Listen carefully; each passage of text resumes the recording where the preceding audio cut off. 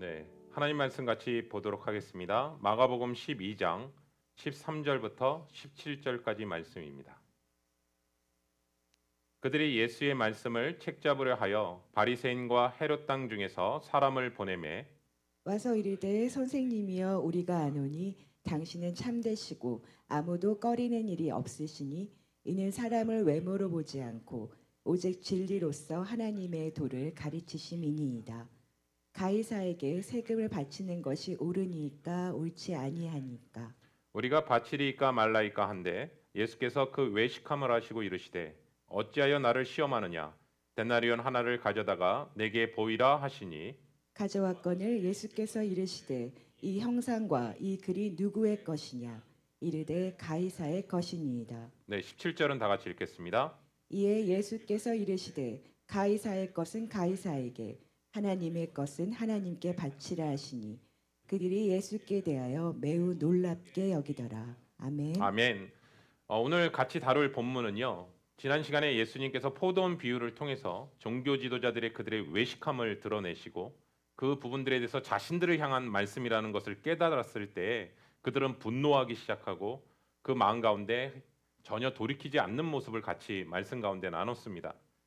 이들은 이 일을 통해서 오히려 예수님을요 어떻게든지 책무를 어떤 약점들을 잡아서라도 어떻게든지 올무에 넘어지게 하려고 하거든요. 그래서 오늘 본문에서는 자신들이 가까이 하지 않았던 바리새인들과 헤롯 당원들까지 끌어들여서 어떻게든지 예수님을 올무에 넘겨지게 하려고 꾸미는 장면이 오늘 본문 말씀 가운데서 펼쳐지는 내용입니다. 근데 그 내용의 시작은 뭐냐면 세금 문제를 건들면서 교묘하게 예수님을 넘어뜨리려고 하는 부분을 오늘 본문 말씀 가운데서 얘기하고 있습니다. 한번 볼까요? 마가복음 12장 13절부터 14절입니다. 그들이 예수의 말씀을 책잡으려 하매 바리새인과 헤롯 단 중에서 사람을 보내매 와서 이르되 선생님이여 우리가 아노니 당신은 참되시고 아무도 꺼리는 일이 없으시니 이는 사람을 외모로 보지 않고 오직 진리로서 하나님의 도를 가르치심이니이다. 가이사에게 세금을 바치는 것이 옳으니까 옳지 아니하니까. 아멘. 아멘. 여기서 본문 말씀에 보시면 13절에 보시면 책 잡으려라는 그 단어를 사용하고 있거든요. 근데 이 단어가 헬라어로 아그리오라는 단어를 사용하고 있는데요. 신약 성경에서 유일하게 여기서만 사용되는 단어입니다. 그런데 이 단어의 뜻은 어떤 뜻이냐면 사냥꾼이 사냥감을 잡으려고 덫을 놓는 의미로 사용되는 단어입니다. 다시 말씀드리면 이들이 지금 이렇게 질문한 이유는 예수님 앞에 그 어떤 대답을 하든 그 말을 트집 잡아서 결국은 공경에 빠뜨리기 위해서 이 질문을 하고 있다라는 것을 성경은 얘기하고 있습니다. 여러분 이 일을 위해서 종교 지도자들은요 바리새인들과 헤롯 땅의 사람들을 몇 사람을 보내는 부분을 보게 됩니다. 여러분 특별히 바리새인은요 예수님께서 기도에 대한 비유를 얘기하실 때 바리새인이 기도하는 장면과 세리의 기도하는 장면을 나타내거든요. 그때 바리새인들은 세리들을 굉장히 경멸하는 그 모습으로 대하는 모습을 보게 되거든요. 그 당시에 세금이 굉장히 많았습니다. 특별히 성전세도 있었고요. 시민세도 있었고요. 오늘날 같이 세일즈 텍스도 있었습니다. 그런데 그 당시에 유대 남자는요. 자신의 평균 수입의 40%를 세금으로 내야 했었대요. 그 당시에는. 그러니까 사실은 내지 않아야 될 세금인데 어떻게 보면 자신이 로마로부터 지배를 받는다는 이유만으로 많은 세금이 뜯겨지게 되는 것이죠. 근데 그 상황 속에서 그 세금들이 어디에 쓰여지게 되냐면 이교도 신전을 위해서 사용하고요. 그 세금은 또 로마 상류층의 사치스러운 거기에 쓰여지는 세금으로 쓰여진다라는 거예요. 그러니까 그 사실을 아는 바리새인들과 특별히 열심당원인 사람들은요. 그 세금을 내는 것 자체가 너무나 못마땅했을 것이고 이 세금을 내는 것에 대해서 정말 못 견뎌하는 부분인 것이죠. 근데 그 상황 속에서 세리들까지 앞세워서 어떻게든지 세금을 더 끌어내려고 하는 그 세리들을 바라볼 때 그들은 세리를 향해서 경멸의 대상으로 바라보는 수밖에 없는 상황인 것이죠. 근데 반면에 오늘 또 하나 등장하는 사람이 누구냐면 헤롯 땅이거든요. 헤롯 땅의 그 사람들은 뭐냐면 헤롯 왕을 지지하는 자들입니다. 그러니까 정치적으로 그들에게 속해 있었던 사람들입니다. 그건 엄격히 이야기하면 로마 정부를 위해서 지지하는 사람들이었거든요. 그러니까 그들의 눈에는 세금을 내는 게 너무나 당연한 거였고요. 또 한편으론 여러 정책에 있어서 로마 편에 늘 섰던 사람입니다. 그러니까 오늘날로 예전의 시대 가운데 얘기한다면 친일파 사람들입니다.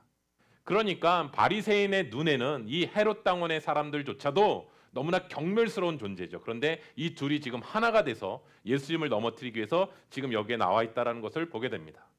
그래서 예수님 앞에 질문한 것이 뭐냐면 세금을 내는 것이 옳습니까? 옳지 않습니까? 라는 그 질문을 던지는 것이죠. 근데 그 질문은요. 어떤 대답을 하든 올무에 넘어질 수밖에 없는 것이죠. 예를 들면 세금을 내야 된다라고 얘기한다면 지금 바리새인들과 예수님을 따랐던 많은 사람들이 예수님 향해 등을 돌릴 것입니다. 왜냐하면 이분은 하나님의 사람이 아니다라고까지 생각하면서까지 등을 돌리는 상황들이 펼쳐질 것이고 만약에 예수님께서 세금을 내지 않는 것이 옳다라고 얘기한다면 바리새인들과 열심히 따랐던 사람들은 좋아할지 모르겠지만 이 문제를 가지고 헤롯 당원들은 로마에게 고소를 해서 결국은 정치적으로 예수 그리스도를 핍박받게 하는 상황으로 펼쳐지는 것이죠. 여러분 이 교묘한 질문 앞에 어떤 대답을 해도 다 걸려 넘어질 수밖에 없다라는 사실을 보게 되는 것이죠. 교묘한 것이죠, 사실은요. 근데 재밌는 사실은 뭐냐면 바리새인이랑요, 사두개인이랑 헤롯 당원은요 서로 바라보는 가치관과 생활 방식이 달랐기 때문에 서로 친하지 않았습니다. 서로가 서로를 인정하지 않았었거든요. 그런데 늘 다투고 잡아먹을 듯이 서로 싸웠던 그들이요 예수님을 잡아 책무로 넘어뜨리려고 하는 위협을 주는 그 부분에 있어서는 하나가 되었다는 사실입니다. 왜냐하면 예수 그리스도의 그 사람 때문에 정치적으로 자신들이 위협을 받게 되니까 헤롯 당원은 움직이기 시작한 거고요. 또 종교적으로 성전을 향해서도 예수님께서 그러한 말씀을 통해서 성전을 무너뜨리는 그 장면들을 통해서 그들은 예수님을 어떻게든지 넘어뜨리려고 하는 상황들을 펼쳐지게 됩니다. 여러분 그런데요. 이와 같은 일들이요. 현실에서도 종종 일어납니다. 예를 들면 교회 안에서도요. 교묘하게 서로 간에 당을 지을 때가 있거든요. 근데 서로가 서로 당을 하면서 서로가 서로를 향해서 모함할 때도 있거든요. 마치 원수처럼 지낼 때도 있거든요. 그런데 그렇게 힘들게 했던 서로가 서로를 향해서 인정하지 않았던 사람들이요. 오히려 하나님의 기뻐하시지 않는 일에 있어서는 서로가 하나 되는 일들도 일어납니다. 예수님을 처형하려고 했던 빌라도와 헤롯은요. 서로 정치적으로 친하지 않았습니다. 그런데 예수님을 십자가에 못 박는 상황 속에서는 서로가 친구가 되어서 그 일을 행했던 모습을 보게 됩니다. 그래서 저는 그들에게 있어서 예수님을 무너뜨리기 위해서 바리새인, 사두개인, 헤롯 당원 할 것 없이 서로가 손을 잡았던 이유는 뭐냐? 그들이 겉으로 드러나는 모습은 뭐냐면 우리는 한 분이신 하나님 아버지를 믿기 때문에 우리는 서로 손을 잡는 것이다라고 얘기합니다. 그런데 실로 요한복음의 저자 요한은 그들을 향해서 뭐라고 하냐면 실은 그들이 마귀를 한 아비로 두었기 때문에 서로가 서로 손을 잡은 것이다라고 성경은 얘기합니다. 볼까요? 요한복음 8장 41절부터 44절입니다. 너희는 너희 아비가 행한 일들을 하는도다. 대답하되 우리가 음란한 데서 나지 아니하였고 아버지는 한 분뿐이시니 곧 하나님이시로다. 예수께서 이르시되 하나님이 너희 아버지였으면 너희가 나를 사랑하였으리니 이는 내가 하나님께로부터 나아서 왔음이라. 나는 스스로 온 것이 아니요 아버지께서 나를 보내신 것이라. 어찌하여 내 말을 깨닫지 못하느냐? 이는 내 말을 들을 줄 알지 못함이로다. 너희는 너희 아비 마귀에게서 났으니 너희 아비의 욕심대로 너희도 행하고자 하느니라. 그는 처음부터 살인한 자요 진리가 그 속에 없으므로 진리에 서지 못하고 거짓을 말할 때마다 제 것으로 말하나니 이는 그가 거짓말쟁이요 거짓의 아비가 되었습니다. 아멘. 아멘. 분명히 예수님이 뭐라고 얘기하냐면 그들을 향해서 하나님이 너희 아버지였으면 너희가 나를 사랑하였을 것이다라고 얘기합니다. 왜냐하면 하나님 아버지께서 나를 보내셨기 때문이다. 여러분 그렇기 때문에 우리가 신앙생활하는 가운데서요. 우리가 정말 성령의 인도함을 받고 있는지 아니면 악한 영향을 받고 있는지를 늘 점검해야 된다는 사실이에요. 그런데 이것을 분별하는 것이 어렵거나 모호하지 않다라고 성경은 얘기하고 있어요. 여러분 만약에 예수님을 믿은 지 얼마 안 된 분들에게 한번 이런 스스로 다음과 같은 질문을 해보시기 바랍니다. 정말 예배를 드리기 위해 이 자리에 나오는 것이 정말 기쁘십니까? 그리고 내가 사랑하는 성도님들과 함께 예배를 드릴 수 있다는 생각에 하나님을 향해 감사와 기쁨과 위로가 옵니까? 그렇다면 여러분의 마음 가운데 성령님께서 여러분들을 인도하고 계시다라는 증거입니다. 그러면 신앙의 연수가 되시고요. 믿음이 좀 더 성숙하고 한 단계 더 나아가신 분들에게 이런 질문을 해보겠습니다. 내가 하나님의 교회를 내 몸과 같이 사랑하며 교회를 위해 헌신하고 계십니까? 내가 하나님의 형상대로 빚어진 우리 하나님의 사람들 형제 자매들을 바라보면서 용서와 사랑과 기쁨으로 그들을 섬기고 사랑하고 계십니까? 그리고 우리의 마음 가운데 예수 그리스도께서 주시는 긍휼과 용서의 마음으로 서로를 바라보고 있습니까? 이 질문을 정직하게 해보는 것이죠. 만일 내가 그렇게 하지 않으면서 내가 주님을 사랑한다라고 고백한다라는 것은요, 아니죠. 오히려 기도가 바뀌어야 되죠. 하나님, 주님, 내가 사랑할 수 있는 그 마음을 허락해 달라고 기도해야 하셔야겠죠. 여러분, 하나님을 사랑한다고 하면서 형제를 미워하는 사람은 거짓말쟁이라고 얘기하고 있고요. 성경은요. 눈에 보이는 형제를 사랑하지 못하는 사람이 어떻게 보이지 않는 하나님을 사랑하겠냐라고 얘기하면서 요한일서 4장 20절에 이렇게 말씀하고 있거든요. 물론 누구든지 신앙생활 하다 보면 영적으로 다운될 때도 있고요. 실족할 때도 있고 시험 들 때도 있습니다.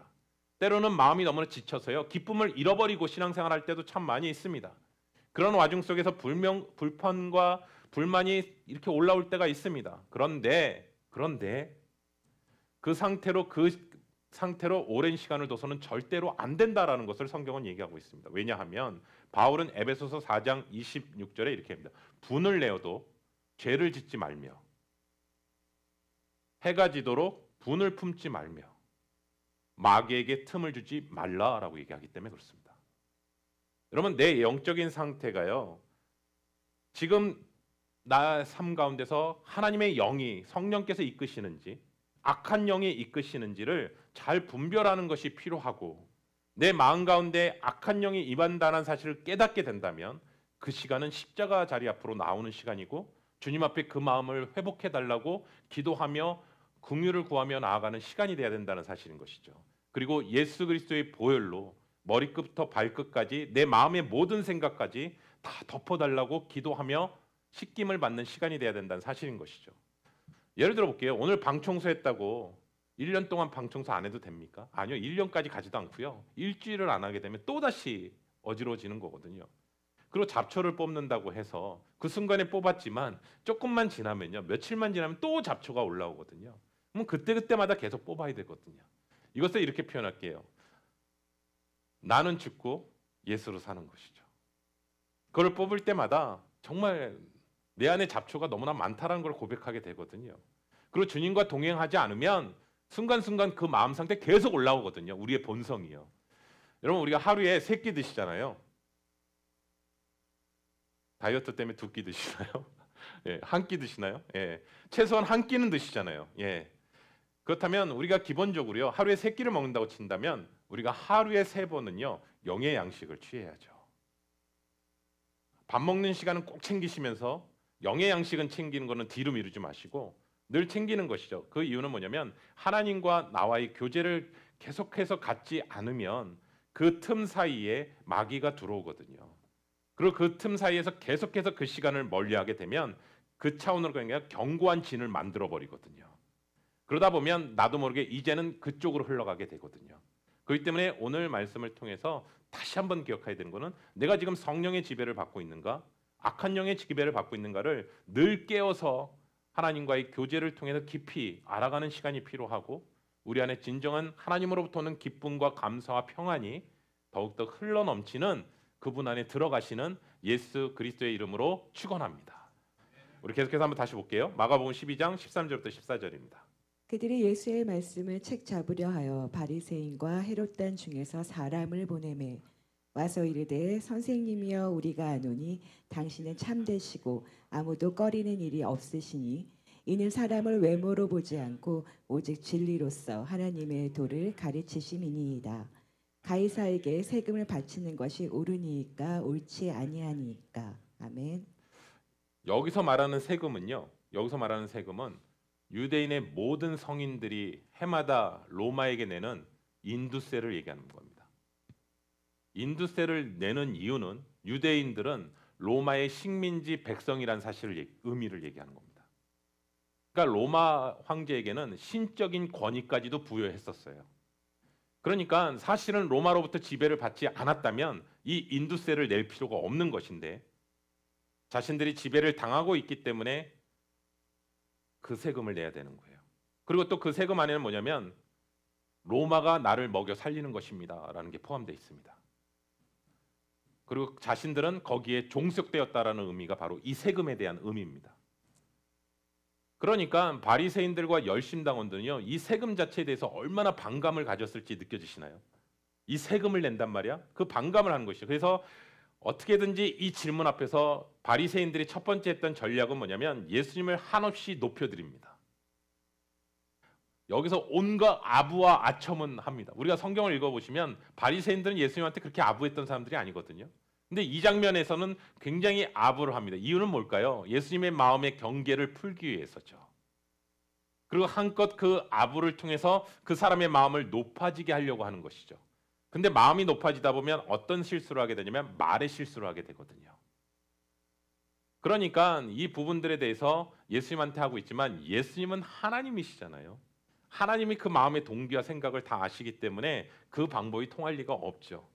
그런데 여기서 또 하나 깨닫는 것은 뭐냐면 여러분, 우리 사람은요, 누군가 나를 인정해주고 나를 높여주잖아요.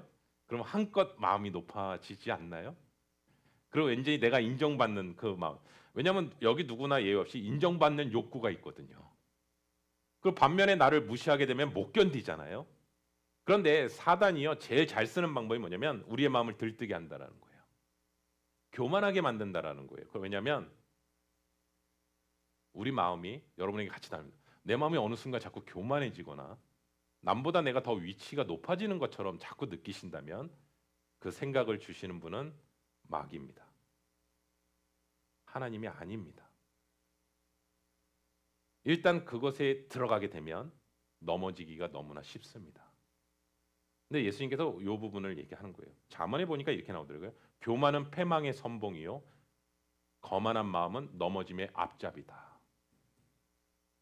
그래서 우리가 교만하고 내가 왠지 뭔가 된 것 같은 마음이 들 때 그 시간은요, 하나님 앞에 무릎 꿇으셔야 될 시간입니다. 여러분, 그래서 여러분에게 이렇게 좀 거룩한 부담을 드릴게요. 하나님의 은혜와 기도 없이 모든 게 잘 되면요, 그건 위험한 겁니다. 왜냐하면 나를 의지하기 시작하거든요.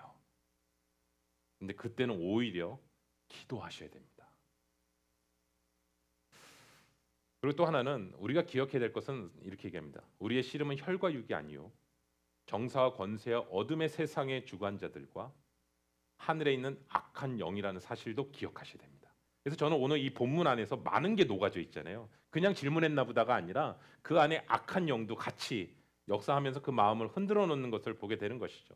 그렇기 때문에 우리가 사단으로부터 오는 그 유혹을 이겨내는 방법은 세상의 지혜도 아니고요, 하늘로부터 오는 지혜, 하늘로부터 오는 영으로 이겨낼 수 있다라는 사실을 오늘 성경을 통해서 다시 한번 오늘 말씀 가운데 얘기하고 있습니다. 저는 그래서 우리 귀한 성도님들에게 오늘 이 본문을 만약에 여러분에게 만약 이 질문을 던졌다면 가이사의 것은 가이사에게 세금 바치는 게 옳습니까? 옳지 않습니까? 그럼 아마 여러분의 성향에 따라 반응이 다를 거요. 아니 당연히 우리가 로마의 지배를 받으니까 당연히 내야 되는 거 아니야? 당연히 의무는 해야지라고 반응할 수도 있고요. 또 어떤 분은 야 거기에는 그러한 의미가 있기 때문에 안 돼라고 하는 마음도 또 올라오게 될 거 아니에요? 마치 한국에서 정치적으로 너가 좌파야 우파야라고 했을 때 어느 쪽에 갈림길에 서 있는 우리의 이중적인 모습이 있잖아요, 사실은요. 근데 그 교묘한 그 상황 속에서 이 부분들을 하는데 오늘 성경은 뭐냐면 그 질문하는 그 꼼수를 예수님은 정확하게 아셨다라고 얘기합니다. 볼까요? 마가복음 12장 13절부터 17절이요. 우리가 바치리이까 말리이까 한데 예수께서 그 외식함을 아시고 이르시되 어찌하여 나를 시험하느냐 데나리온 하나를 가져다가 내게 보이라 하시니 가져왔거늘 예수께서 이르시되 이 형상과 이 글이 누구의 것이냐 이르되 가이사의 것이니이다. 이에 예수께서 이르시되 가이사의 것은 가이사에게 하나님의 것은 하나님께 바치라 하시니 그들이 예수께 대하여 매우 놀랍게 여기더라. 아멘. 아멘. 예수님 뭐라 분명히 얘기하냐면 그들의 외식함을 아셨고 오히려 역으로 질문한 건 뭐냐면 너희가 어떻게 하나님을 시험하느냐라고 얘기해요. 야, 그러니까 이게 얼마나 교묘한 사단이 지금 시험하고 있는 것이냐. 왜냐하면 마가복음에 보시면 광야에서 사단이 시험하잖아요, 예수님한테.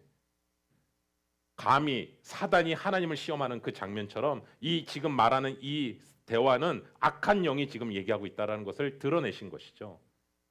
그리고 저는 여기 그 다음 장면이 너무나 은혜가 되는 게 뭐냐면 예수님께서요 평상시에 황제의 초상이 그려진 데나리온 동전을 안 들고 다니신 것 같아요. 그래서 더 은혜가 됐어요. 만약에 예수님이 자기 주머니 자 봐봐 꺼냈으면 늘 들고 다니셨다는 의미 아닌가요? 그렇죠? 주머니 속에. 근데 그렇지 않고 꺼내보라고 얘기하거든요. 너희가. 그러니까 그 장면 속에서 아마 거기 있는 사람들이 은혜가 됐을 것 같아요. 그렇지 않나요, 여러분? 저만 그런가요, 또? 굉장히 은혜가 됐을 것 같아요. 그런데 좋은 인상을 또 심어줘요. 저는 그 부분을 또 보게 돼요. 그다음 볼까요? 사진 볼까요? 그 당시에 그 데나리온의 사진입니다. 하나 앞면은요 가이사의 그 얼굴이 형상이 그려져 있고요. 뒤에는 여인이 있는데 그 어머니가 이 단어가 어떤 의미의 단어냐면 대제사장이라는 의미입니다. 그러니까 로마에서는 다양한 우상 신들이 있었잖아요. 그 신들에게 있어서 대제사장의 역할을 하는 여인이고 그 신들에 있어서 자신이 중재 역할을 한다는 의미가 이 동전 안에 다 담겨져 있습니다. 그러니까 예수님께서 여기에서 이 형상이 누구의 것이고 여기에 글이 무엇이라고 쓰여 있느냐라는 질문하시잖아요, 예수님께서요. 그러니까 여기 안에 담겨져 있는 의미는 뭐냐면 정치적으로나 종교적으로나 여러 가지 의미가 내포되어 있는 게 바로 이 당시의 동전입니다. 역으로 얘기하면 이겁니다. 그들은 이 동전 의미에서 나의 주인이 누구인지, 누가 진짜 왕인지, 누가 나에게 평안을 주는 것인지 고백하는 것을 늘 몸으로 이 동전을 지니고 다녔다라는 의미입니다. 그러니까 예수님께서 가이사의 것은 가이사에게, 하나님의 것은 하나님에게 드리라는 얘기를 했을 때 거기에 있는 사람들은 다 놀라게 되거든요. 여러분 여기서 바치라라는 단어를 생각하잖아요. 하나님 것은 하나님에게 바치라라고 얘기하는 그 바치라라는 단어가 앞에 사용되는 게 건네주다라는 의미가 아니에요. 헬라어로 영어로 보니까요 돌려주다라는 의미예요.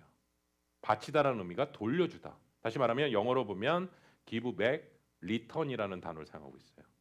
그러니까 가이사의 초상이 그려진 그 동전은 가이사의 것이니까 가이사에게 돌려주라는 거예요.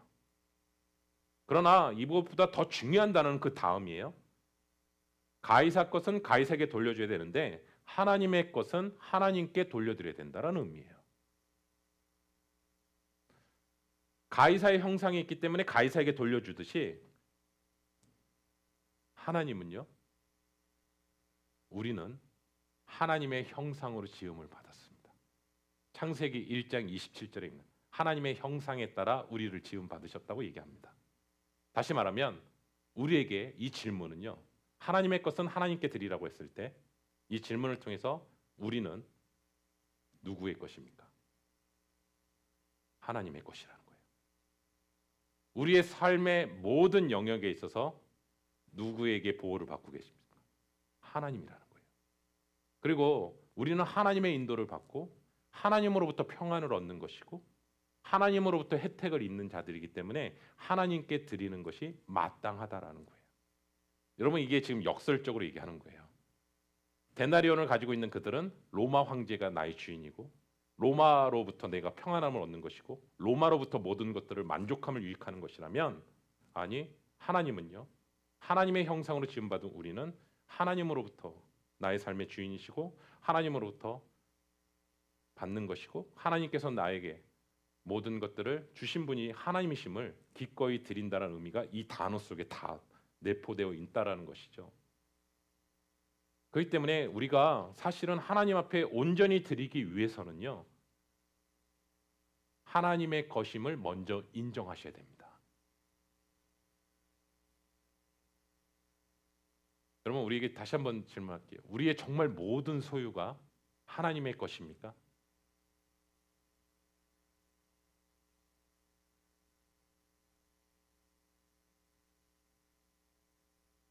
다시 한번 질문하겠습니다.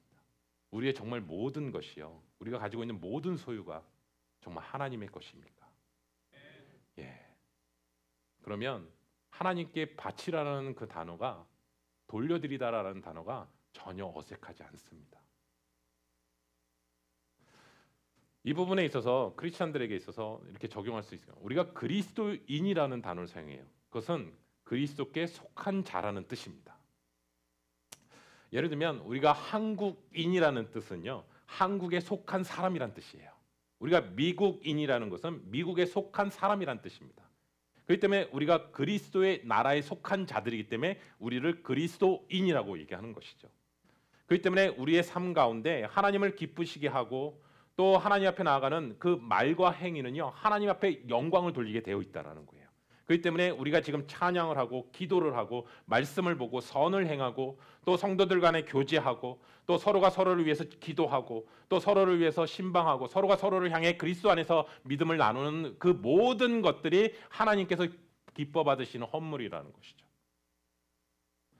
뿐만 아니라 하나님께서 우리에게 주신 자라는 자녀들을 향해서도 마찬가지고 양육하고 헌신하고 또 하나님께서 우리에게 주신 직장과 사업장 속에서도 하나님 앞에 감사한 마음으로 일하는 모든 것들이 다 하나님께로부터 오지 않은 것이 없다라는 거예요. 그렇기 때문에 우리가 다시 한번 이 말씀을 통해서 사도 바울은 한 단계 더 나아가요. 내 마음이 자유롭든 매인바되었든 내가 육신이 연약하든 내 육신이 너무나 강하고 좋든 내가 돈이 있든 내가 돈이 없든 우리는 그 상황 속에서 하나님을 바라보며 하나님 앞에 감사하는 마음으로 드려지고 인내하는 모습으로 나아갈 수 있을 때 하나님께서는 그 모습을 기뻐 받으실 뿐만 아니라 하나님께 영광 돌리는 삶이다라는 것을 얘기하는 거예요. 그러니까 우리는 눈에 보이는 환경에 따라 좋고 나쁨이 아니라 사실은 모든 가운데서 하나님을 바라볼 수만 있다면 하나님 앞에 영광 돌리는 삶으로 살아갈 수 있다는 사실인 것이죠. 그렇기 때문에 우리가 성경은 계속해서 얘기하는 것은 뭐냐면 이 땅 가운데서도 그 나라의 법을 지키기 위해 세금을 내시잖아요, 지금. 그런데 우리는 하늘에 속한 하나님의 시민권을 갖고 있는 사람이기 때문에 하나님의 시민답게 모든 삶의 영역 가운데서 흘러간다는 사실을 보게 됩니다. 여러분 문득 이런 생각이 돼요. 동전을 예를 들으셨잖아요, 예수님께서. 근데 이런 마음이 들더라고요. 동전은요, 갖고 있는 게 아니라요, 자꾸 흘려보내는 것입니다. 그렇죠? 내가 갖고 계속 취한다고 해서 되는 게 아니라 자꾸 흘려보내서 결국은 그 동전이 나에게 다시 들어왔다 나갔다 들어왔다 나갔다 하는 게 동전의 역할이라는 생각이 들거든요. 근데 저는 이 생각을 하다 보니까 예수님께서 달란트 비유가 딱 생각이 나는 거예요. 아, 우리도 하나님의 형상으로 지음 받았잖아요. 그러니까 우리도 우리 안에 감춰둔 거를 그냥 머물게 놔두는 것이 아니라 우리가 이 땅 가운데 살면서 자꾸 유통하는 것이구나. 그래서 여러분 한 사람 한 사람이 그리스도의 편지잖아요. 또 그리스도의 향기잖아요. 그래서 여러분들이 움직이는 곳마다 하나님의 사람, 하나님께 속한 사람이라는 것을 유통하는 것이구나라는 생각을 하게 됐다는 게 공통점인 것 같아요. 그래서 달란트 비유에서 제일 악하고 게으른 종이 뭐냐면 땅속에 묻어두는 사람이거든요. 그것을 흘려보내는 것에 대해서 손해보는 것에 걱정을 하고 있는데 아니요. 주님은 그러한 부분으로 보는 게 아니라 내가 그것을 유통하는 가운데서 때로는 손해본다 할지라도 세상의 기준으로 한다 하더라도 주님은 그렇게 평가하시지 않는다라는 사실을 다시 한번 보게 되는 것이죠. 저는 우리 귀한 형제사랑교회 성도님들 가운데 하나님께서 때로는 모이게 하시는 이 예배도 있고요. 또 이 예배가 끝나고서는 흩어지는 삶의 예배로 흩어진단 말이에요. 그래서 각자 삶의 요소 가운데서 정말 하나님의 사람으로 살아가는 것을 주님께서 너무나 기뻐 받으신다라는 거예요. 그래서 저는 우리 귀한 성도님들에게 우리 형제사랑교회가 모이는 것에서도 열심히 하지만 또 흩어지는 것에 있어서도 각자 삶의 자리에서도 하나님의 사람으로 세워지는 것, 우리는 정말 하나님의 형상으로 지음받았다는 사실을 다시 한번 기억하는 시간이 되길 소원합니다. 아, 이 십자가 사건을 앞두고 하나님의 형상이 회복되는 사건이 바로 또 십자가의 사건이구나. 왜냐하면 하나님의 형상을 잃어버렸거든요, 죄로 말미암아. 그런데 십자가로 말미암아 그것이 회복되거든요. 그리고 우리를 향해서 뭐라 하냐면 하나님의 자녀라고 얘기하거든요. 그 부분들을 우리가 놓치지 않았으면 좋겠어요. 우리는 로마 시민에 사로잡혀 있는 사람들이 아니라 우리는 하나님에 속한 사람이라는 사실을 늘 기억하며 그 정체성을 잃어버리지 않고 살아가는 저와 우리 귀한 성도님 되시기를 예수 그리스도의 이름으로 축원합니다.